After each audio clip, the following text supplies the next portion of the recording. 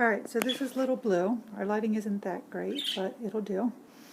And poor Little Blue came to me about a year ago, and he had his little mama with him.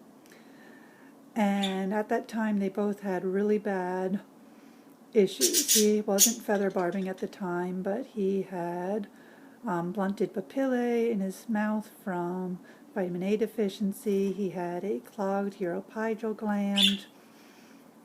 He was really timid.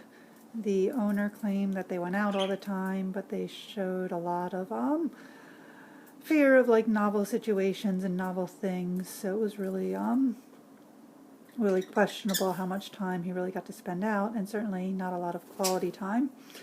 And aside from the massive nutritional deficiencies that caused all his problems, he had his face feathers were really worn off, which makes me wonder if he had some kind of eye or nose disease that made him rub and rub his face until he broke all his feathers.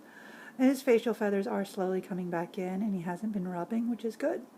But a couple of months after I got him, even with the good nutrition, he started to barb. He still had little mama around then, but he had some problems, so we've been working on them bit by bit, both behaviorally and medically.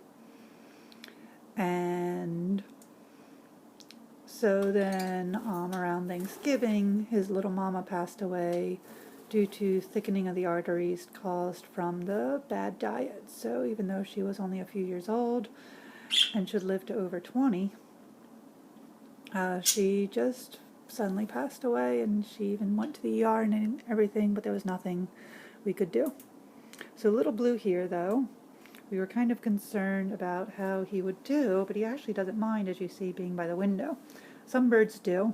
I still give him this towel on part of it, and the important thing too is the towel covers his water bowl. Not so well right now, but at least on that side he can still, his preferred side, he can still go in and get a drink and not worry about birds outside. And I'll just give that a little nudge so it'll be slightly better cover, at least on his water. But as you can see, he doesn't really mind. He's like, I'm just going to sleep back here while you're filming me.